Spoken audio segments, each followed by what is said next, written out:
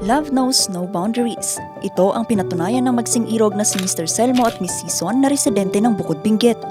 Ang kanila kasing road to forever sinelyuhan na sa bayan nang magpalitan ng dalawa ng I do sa isang civil wedding kahapon July 9. Pinangunahan ito mismo ni Bukod Mayor Eric Don Ignacio. Sabi ko, even a very, very simple ceremony can mean a lot to a family.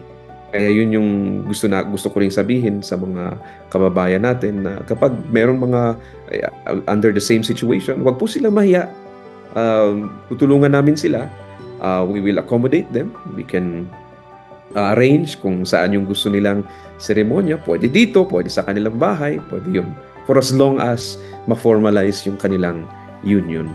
Sina Mr. at Mrs. Selmo na ngayon 78 at 68 years old, higit 2 dekada nang nagsasama. Simula raw ng mabalo kaya't hindi na naging mahirap sa kanilang magpakasal, base na rin sa Article 34 ng Family Code of the Philippines.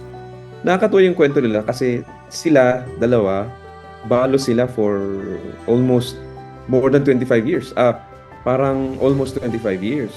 So, siguro dahil may sarili-sarili silang anak from both their previous marriages. Parang siguro yun yung isa.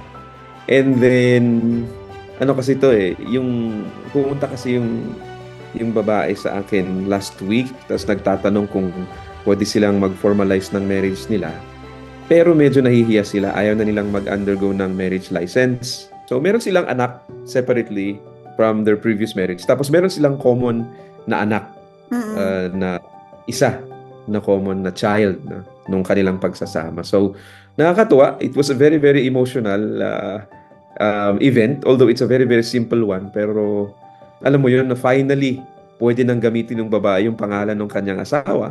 Ang kwento ng mag-asawa patunay daw sa mga katagang ang pag-ibig, basta't nasa tamang tao, ay walang expiry date. Vanessa Bugtong, RNG News.